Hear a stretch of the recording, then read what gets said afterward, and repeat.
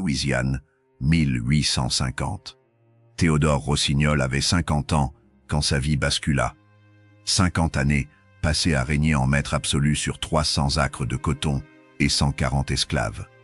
Sa réputation de sévérité dépassait les limites de la Caroline du Sud. Les négriers le connaissaient tous. Son père lui a appris que les Noirs sont inférieurs par nature. Théodore a construit sa vie sur cette certitude. Chaque matin, il inspecte ses terres à cheval.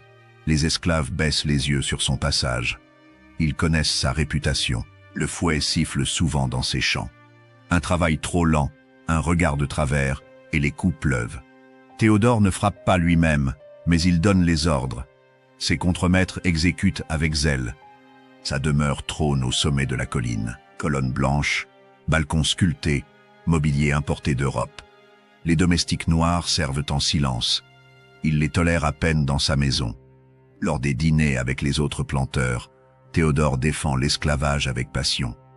Ces gens ont besoin de notre guidance. La liberté les détruirait. Les convives hochent la tête. Personne n'ose le contredire. Pourtant, quelque chose cloche chez Théodore. Son teint est plus mat que celui des autres blancs. Ses cheveux ont une texture particulière. Certains le remarquent mais ne disent rien. Il est trop puissant, trop dangereux. Ses deux fils, François et Auguste, ont hérité de ses convictions. L'aîné gère déjà une plantation. Le cadet étudie le droit. Théodore est fier. Sa lignée perpétuera l'ordre établi. Mais il y a cette question qui le hante depuis l'enfance. Sa mère, morte quand il avait 8 ans, ou du moins, c'est ce qu'on lui a dit. Son père refusait d'en parler. Les domestiques changeaient de sujet quand il posait des questions. Théodore a fini par oublier. Les affaires ont pris le dessus. Jusqu'à ce jour de février 1850, la phrase qui brise tout. Une esclave nommée Marthe travaille dans les cuisines. Elle a une fille, Rosalie, 16 ans, qui aide au champ. Jolie, malgré les haillons et la saleté. Le fils d'un visiteur remarque Rosalie. Il la suit un soir derrière les granges. Théodore les surprend. Le garçon blanc s'enfuit. Théodore attrape Rosalie par les cheveux. « Tu as séduit le fils de mon ami, sale négresse. »« Non, maître, je n'ai rien fait. Il m'a suivi, je... » La gifle l'a fait tomber. Théodore ordonne 20 coups de fouet, devant tout le monde. Pour l'exemple, Marthe supplie à genoux. « Pitié, maître, elle n'a rien fait. C'est le garçon blanc qui... »« Silence! Ta fille paiera pour son audace. » Les contremaîtres attachent Rosalie au poteau. Le premier coup déchire sa robe. Le deuxième fait jaillir le sang. Rosalie hurle. Marthe pleure en silence. Au 10e coup, Marthe se lève. Ses yeux brillent d'une rage folle. Elle s'avance vers Théodore. « Vous la frappez comme votre père aurait frappé votre mère. Mais vous ne savez même pas qu'elle était comme nous. » Le silence tombe sur la plantation. Même le fouet s'arrête. Théodore devient blanc. « Quoi ? Votre mère, elle était noire, une femme noire comme moi. » La main de Théodore part toute seule. Il frappe Marthe au visage. Elle tombe. Il la frappe encore, et encore. Les contremaîtres doivent le retenir. Enfermez-la. 50 coups de main. Non, 100. Je veux qu'elle agonise. Marthe crache du sang. Elle rit. Un rire dément. La vérité vous tue, pas vrai? Vous êtes l'un de nous. Les contremaîtres la traînent vers les cachots. Théodore reste planté là, tremblant. Les autres esclaves le regardent autrement maintenant. Ils ont vu quelque chose dans ses yeux, de la peur. Cette nuit-là, Théodore ne dort pas. Les mots de Marthe tournent dans sa tête. Votre mère était noire. Impossible. Une esclave folle qui cherche à le blesser. Mais le doute s'est installé, comme un poison. Théodore ne regarda pas le châtiment. Il rentra dans sa demeure, cette grande maison blanche avec ses colonnes qui dominaient la plantation. Ses mains tremblaient. Il se servit un verre de bourbon qu'il vida d'un trait. Les mots de Marthe résonnaient dans sa tête. Votre mère aussi était noire. C'était absurde. Sa mère était Élisabeth Rossignol, née chevalier, fille d'un marchand de Charleston. Elle était morte quand il avait 10 ans, laissant un souvenir flou de parfums français et de robes à dentelle. Son père, Philippe Rossignol, l'avait élevé seul avec une main de fer. Mais il y avait toujours eu ces murmures, ces regards en ville, ces conversations qui s'arrêtaient net quand il entrait quelque part. Théodore avait la peau plus claire que la plupart des planteurs, certes, mais pas assez pour certains. Ses cheveux bouclaient de façon suspecte. Ses traits gardaient une ambiguïté qui le rendait ni tout à fait blanc, ni vraiment noir. Un entre-deux qui le mettait mal à l'aise depuis l'enfance. Il avait compensé par la cruauté, en traitant les esclaves plus durement que quiconque, en affichant un mépris sans faille pour les Noirs, comme pour prouver quelque chose. À qui? À lui-même peut-être. Cette nuit-là, il ne dormit pas. À 3 heures du matin, il descendit dans le bureau de feu son père. Philippe était mort 5 ans plus tôt, emportant ses secrets dans la tombe. Théodore n'avait jamais vraiment fouillé ses papiers. Par respect, par peur aussi. Les documents s'entassaient dans des classeurs poussiéreux. Actes de vente d'esclaves, registres de comptabilité, correspondance commerciale. Théodore cherchait sans savoir quoi exactement. Une preuve. Un démenti. N'importe quoi pour chasser ces mots qui le hantaient. Il trouva le dossier à l'aube. Une chemise en cuir marquée « Affaires personnelles 1800 ». À l'intérieur, un acte non-affranchissement daté du 15 mars 1800. Le nom le frappa comme une gifle. Amina, esclave affranchie par Philippe Rossignol. La somme accordée était colossale, 5 000 $ en or, une fortune. Pourquoi son père aurait-il donné tant d'argent à une esclave affranchie? Un autre document glissa du dossier. Une bout de papier, de l'écriture tremblante de son père. J'ai commis une grave erreur avec Amina, je me sens souillé, mais j'ai fait ce que j'avais à faire. Je ne suis pas fier de ce que j'ai fait, mais notre lignée continue, c'est tout ce qui compte. Théodore lâcha la lettre, ses genoux cédèrent, il s'effondra contre le bureau, la bouche ouverte sur un cri qui ne sortit pas. 50 ans, 50 années de mensonges. Sa mère n'était pas Élisabeth Chevalier, cette femme blanche dont il gardait un portrait dans le salon. Sa mère était Amina, une esclave noire que son père avait utilisée comme une génisse avant de la jeter. Les heures suivantes passèrent dans un brouillard. Théodore relut la lettre 20 fois, chercha d'autres documents. Il y en avait. Des reçus de paiement réguliers envoyés à Savannah, Géorgie. Philippe avait continué à soutenir Amina financièrement pendant des années. Jusqu'en 1848, puis plus rien. Théodore rassembla les papiers. L'adresse de Savannah y figurait. 34 Elm Street, un quartier pour noirs libres. Sa mère vivait peut-être encore. À 70 ans passés, elle avait survécu. Il devait savoir. Il devait comprendre. Théodore partit 3 jours plus tard. Il dit à ses fils, Charles et Antoine, qu'il avait des affaires commerciales à Savannah. Ils hochèrent la tête sans poser de questions. À 25 et 23 ans, ils géraient déjà une partie de la plantation. Dur, efficace, ils ressemblaient à leur père, ou plutôt à l'homme que leur père avait été. Le trajet dura une journée en calèche.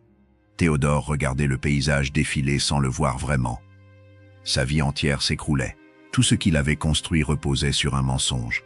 Son statut, sa richesse, son nom même. S'il était le fils d'une esclave, qu'était-il? Un noir qui se prenait pour un blanc, un imposteur, un monstre qui avait torturé son propre peuple. Savannah bourdonnait d'activité quand il y arriva. Le quartier d'Elm Street était modeste mais propre. Des maisons en bois peint, des jardins entretenus, des noirs libres qui marchaient la tête haute, qui possédaient leur propre commerce. Un monde que Théodore avait toujours ignoré ou méprisé. Le numéro 34 était une petite maison bleue. Théodore frappa. Une femme d'une 40aine d'années ouvrit. À sa peau claire et ses traits, il comprit immédiatement. Une autre fille, une demi-sœur. « Je cherche Amina. C'est important. » La femme le dévisagea longuement. Puis elle s'effaça. Elle est dans la chambre du fond. Elle est mourante. Le médecin dit quelques jours tout au plus. Théodore entra dans une chambre sombre aux volets fermés. L'odeur de la maladie flottait dans l'air. Sur le lit, une silhouette minuscule. Amina. Sa mère. Elle avait dû être belle. On le devinait encore sous les rides, sous la maigreur de la maladie. Ses yeux s'ouvrirent quand il s'approcha. Des yeux noirs, profonds, qui le regardèrent avec une intensité troublante. « Qui êtes-vous » Sa voix était un murmure. « Un voyageur. Je voulais entendre votre histoire. Philippe Rossignol. Vous l'avez connu ?» Un frisson parcourut le corps fragile. Amina ferma les yeux. Pourquoi remuer le passé? Parce que le passé ne meurt jamais. Parce que certains secrets empoisonnent le présent. Amina resta silencieuse longtemps, puis elle parla. Sa voix était faible mais claire. J'avais 18 ans quand Philippe Rossignol m'a acheté à Charleston. J'étais arrivé d'Afrique 6 mois plus tôt, du Sénégal. Mon vrai nom était différent, mais ils l'ont changé. Ils changent toujours tout. Philippe était jeune, riche, ambitieux. Sa femme Elisabeth était fragile. Elle avait fait 3 fausses couches. Le médecin avait fini par lui interdire d'essayer encore, mais Philippe voulait un héritier. Son nom devait continuer. Il m'a choisi parce que j'étais clair de peau. Ces mots exacts. L'enfant passera pour blanc.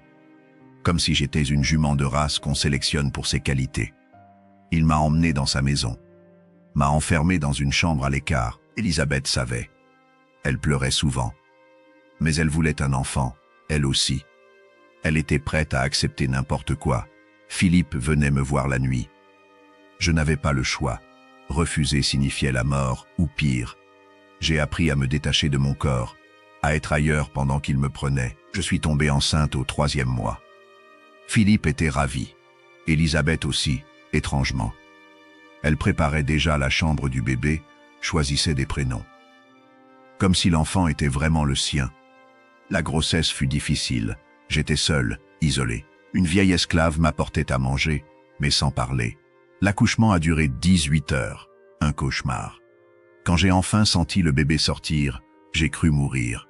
Puis j'ai entendu le cri. Mon fils. Mon bébé. Je l'ai vu 2 secondes. Ils me l'ont arraché immédiatement. Elisabeth l'a pris dans ses bras. Elle a souri. Philippe aussi.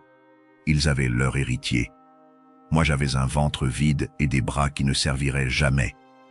J'ai hurlé. J'ai supplié.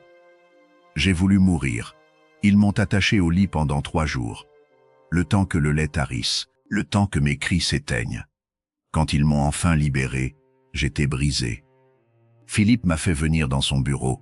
Il m'a tendu un acte non-affranchissement et une bourse pleine d'or. 5 000 $. De quoi vivre confortablement. De quoi me faire taire. Tu es libre, a-t-il dit.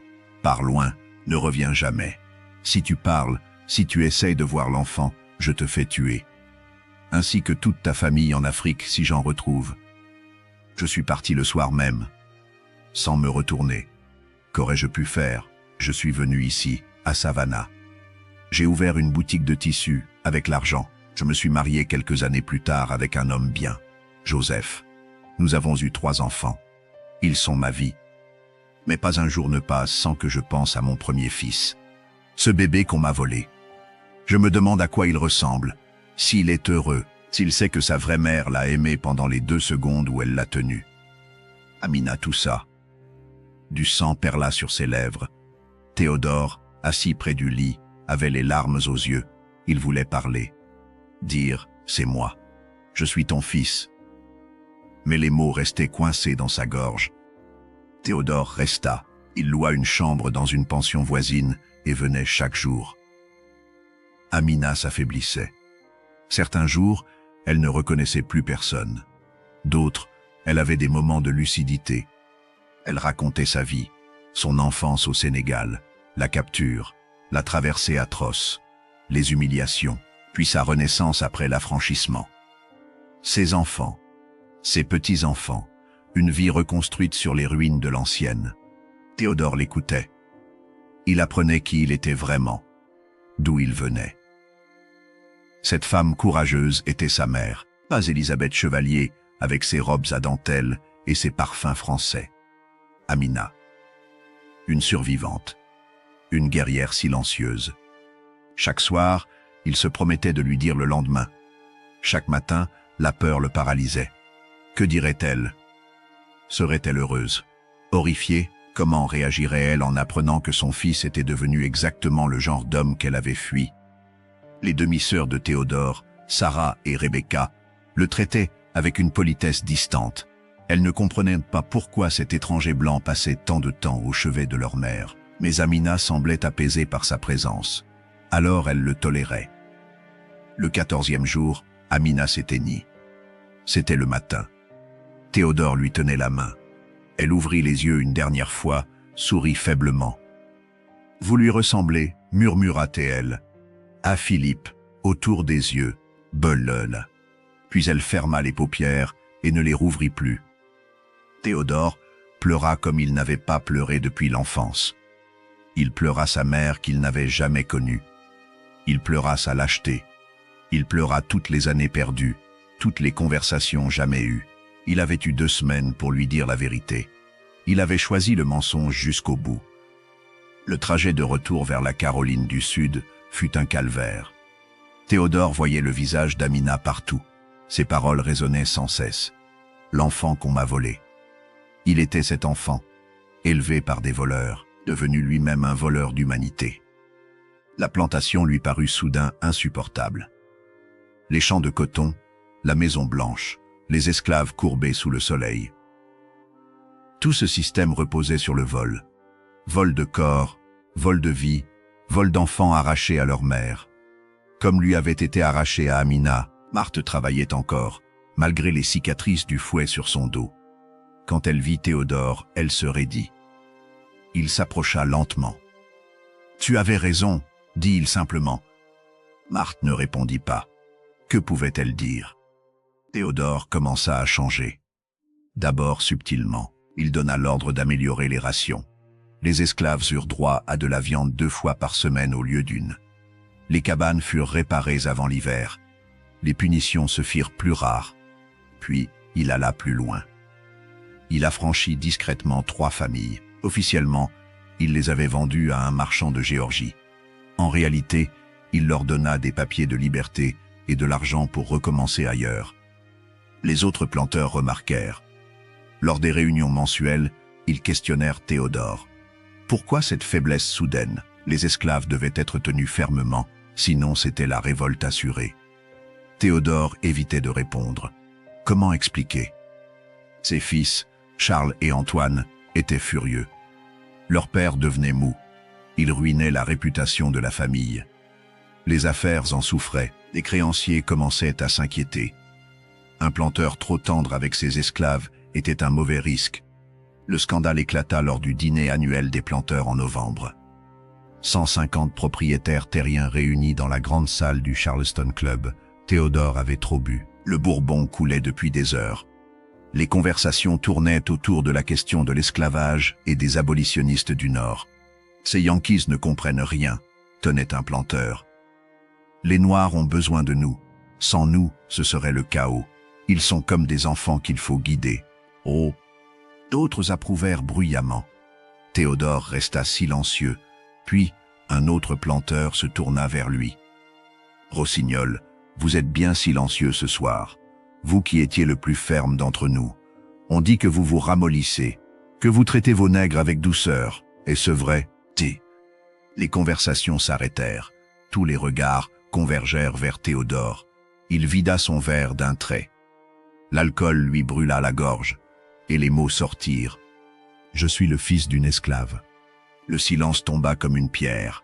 On aurait entendu une mouche voler. Ma mère était une esclave noire, mon père l'a mise enceinte. Ma mère blanche, celle que vous avez tous connue, était stérile. On m'a menti toute ma vie. Je suis un sang mêlé, un métis, comme ceux que je fouettais dans mes champs. Le choc initial céda place à un tumulte. Des cris, des insultes. Charles et Antoine, assis près de leur père, se levèrent d'un bond. « Père, taisez-vous, vous êtes ivre. » Mais Théodore continua, la voix de plus en plus forte. « J'ai retrouvé ma vraie mère à Savannah. Elle vient de mourir. Elle m'a raconté comment on l'a utilisée, comment on m'a arraché à elle. Tout le système sur lequel nous vivons est pourri. Nous sommes des monstres. » Antoine gifla son père. Le bruit résonna dans la salle. Charles tira Théodore par le bras. « Nous partons. » Immédiatement. Mais le mal était fait. Le lendemain, Toute la Caroline du Sud était au courant. Théodore Rossignol, planteur respecté, était en réalité le fils d'une esclave. Sa fortune, son nom, tout reposait sur une fraude. Les conséquences furent immédiates et brutales.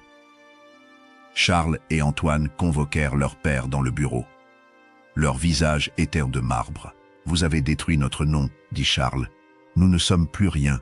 Nos fiancés ont rompu. Nos associés refusent de nous voir. Tout cela par votre faute. »« Vous n'êtes plus notre père, ajouta Antoine. Nous ne voulons plus rien avoir à faire avec vous. » Les créanciers débarquèrent 3 jours plus tard. Théodore leur devait 100 000 $. Avec les révélations sur ses origines, ils exigeaient un remboursement immédiat. Légalement, un homme de sang mêlé ne pouvait pas posséder d'esclaves. Son titre de propriété était donc invalide. La plantation fut saisie. Les esclaves vendus aux enchères. Théodore n'eut même pas le droit d'intervenir. Il regarda ses anciens esclaves être emmenés, enchaînés. Certains le fixèrent avec des regards indéchiffrables. D'autres détournèrent les yeux. La Maison Blanche passa à un consortium de planteurs. Théodore eut 24 heures pour rassembler ses affaires personnelles. Ses fils refusèrent de le voir. Ils restèrent enfermés dans leur chambre pendant qu'on évacuait leur père. Théodore se retrouva dans la rue avec une petite valise et quelques dollars en poche. À 50 ans, il n'avait plus rien. Ni famille, ni maison, ni statut. Il n'était plus rien. Théodore erra pendant des semaines. Il essaya d'abord de trouver du travail dans les plantations voisines. Mais personne ne voulait de lui. Les Blancs le voyaient comme un traître, un imposteur. Les Noirs ne lui faisaient pas confiance. Il était trop blanc pour eux, trop noir pour les autres. Il dormait sous les ponts, mendiait pour manger. L'hiver arriva. Le froid mordait. Théodore, habitué au feu de cheminée et aux repas copieux, découvrait la faim, la maladie, le désespoir. Un soir de décembre, alors qu'il fouillait dans les ordures derrière une taverne, une voix l'interpella.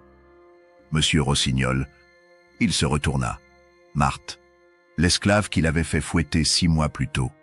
Elle portait des vêtements propres, un panier à provisions. Elle était libre. Son nouveau propriétaire l'avait affranchie après la vente. « Suivez-moi. » Théodore hésita. Pourquoi l'aiderait-elle? Il l'avait torturée, mais il n'avait nulle part où aller. Il suivit Marthe jusqu'à une petite maison dans le quartier noir de Charleston. « Vous allez travailler pour moi, » dit-elle simplement. « Vous nettoierez, cuisinerez, laverez le linge. Vous serez mon domestique. Vous aurez un toit et de la nourriture. C'est plus que ce que vous méritez. » Théodore comprit. C'était sa pénitence. Marthe ne l'aidait pas par bonté. Elle voulait qu'il comprenne ce qu'était la servitude. Elle voulait qu'il vive ce qu'il avait imposé à des centaines d'êtres humains. Il accepta. Que pouvait-il faire d'autre? Les mois suivants furent une éducation cruelle. Théodore se levait à l'aube pour allumer le feu. Il préparait le petit déjeuner de Marthe et de sa fille Rosalie. Il lavait leur linge, nettoyait la maison, faisait les courses au marché. Marthe le traitait exactement comme il traitait ses esclaves. Avec dureté, mais sans cruauté inutile. Elle ne le frappait pas. Mais ses ordres étaient secs, ses réprimandes cinglantes. Quand il travaillait mal, elle le privait de repas. Quand il protestait, elle lui rappelait froidement qu'il était libre de partir. Mais partir pour aller où? Théodore resta. Il apprit l'humiliation quotidienne de la servitude.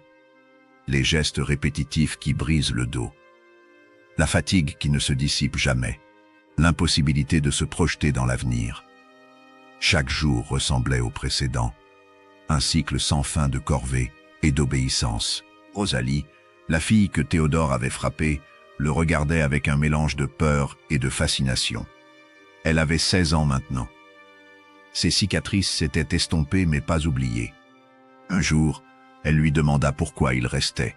« Parce que je mérite ça », répondit Théodore. « Parce que j'ai été un monstre, et que les monstres doivent payer. » Marthe entendit. Ce soir-là, après le dîner, elle s'assit en face de lui. « Vous commencez à comprendre. 50 ans trop tard, mais vous comprenez. Je vous garde ici pour une raison. Pour que ma fille voie qu'un maître peut tomber, pour qu'elle sache que le pouvoir n'est pas éternel.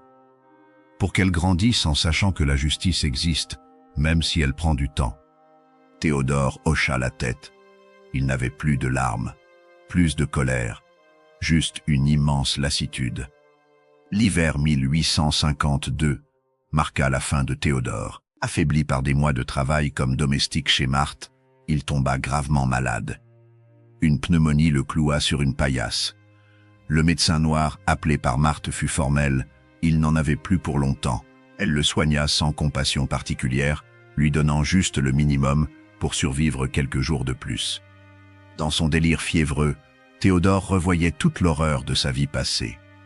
Les esclaves brisés, les familles déchirées, les corps marqués au fer, les femmes violées sur ses ordres. Mais surtout, il revoyait Amina, sa vraie mère, morte sans jamais savoir qu'il était son fils. Cette lâcheté le hantait plus que tout. Une nuit, il demanda à Marthe pourquoi elle l'avait recueilli. Sa réponse fut sans détour. Pour montrer à sa fille Rosalie qu'un maître pouvait tomber, que le pouvoir n'était pas éternel, que le système pouvait s'effondrer. Théodore était devenu un symbole vivant, une leçon pour la génération suivante. Il comprit alors que même ses regrets ne changeaient rien au mal commis, mais que sa chute, elle, changeait tout. Théodore mourut 3 jours plus tard, le 12 janvier 1852, à 52 ans. Seuls Marthe et Rosalie assistèrent à son enterrement. Ses fils, ses anciens associés, personne d'autre ne vint. On l'enterra dans une fosse commune, sans pierre tombale, identifiée seulement par le numéro 247 dans un registre. Ses fils Charles et Antoine renièrent publiquement leur père et rachetèrent une petite plantation. Quand la guerre de sécession éclata en 1861, ils combattirent pour le Sud, pour préserver l'esclavage, ignorant l'ironie tragique. Le sang noir coulait dans leurs propres veines. Marthe et Rosalie, elles, déménagèrent à Philadelphie où elles ouvrirent une boutique de couture. Adama transmit l'histoire à ses 4 enfants. L'histoire de Théodore devint une légende dans les communautés noires. Elle prouvait que le système était fragile, qu'une simple révélation pouvait tout faire s'effondrer. La plantation Bellevue fut détruite en 1865 par les troupes de Sherman. Il n'en reste aujourd'hui que des ruines envahies par la végétation. Des décennies plus tard, en 1895, un historien blanc nommé James Pritchard découvrit dans les ruines le journal intime d'Élisabeth, la femme stérile de Philippe. Le journal révélait qu'elle avait elle-même suggéré d'utiliser une esclave pour avoir un héritier. Pire encore, elle avait maltraité Amina pendant sa grossesse par jalousie, la privant de nourriture et la frappant. Après l'accouchement, elle avait exigé qu'on éloigne immédiatement Amina. Pritchard publia ses découvertes, mais personne ne les lut. L'histoire était trop dérangeante. En 1920, Grace Williams, arrière-petite-fille de Rosalie, entreprit des recherches généalogiques. Elle retrouva tous les documents, le certificat d'affranchissement d'Amina, son acte de mariage avec Joseph Mensah en 1805, les certificats de naissance de ses 3 autres enfants. Elle réalisa qu'elle avait du sang rossignol dans les veines. Elle écrivit aux descendants blancs de la famille pour proposer une rencontre, mais tous refusèrent. Les Rossignols avaient effacé Théodore de leur histoire familiale.